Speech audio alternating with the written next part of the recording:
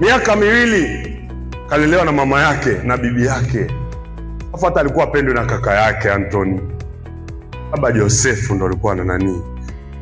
Dogo amepiga maisha, mzee analima na kuatua majaruba na nini, maisha magumu, lakini akalia na Mungu wake.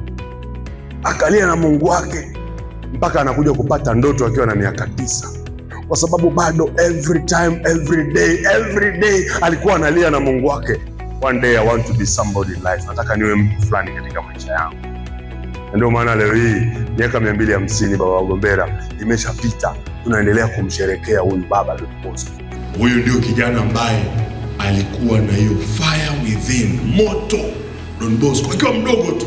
Leo hii nabii Isaya anatuambia yeye yule anayemlilia Mungu, Mwenyezi Mungu anamwonea huruma kwa sauti ya kilio chake alichomlilia yeye. Wewe unamlilia nani? Yuko mzangu, wewe unamlilia nani? Tumsifu Yesu Kristo. Umeliaje na Mungu hivyo?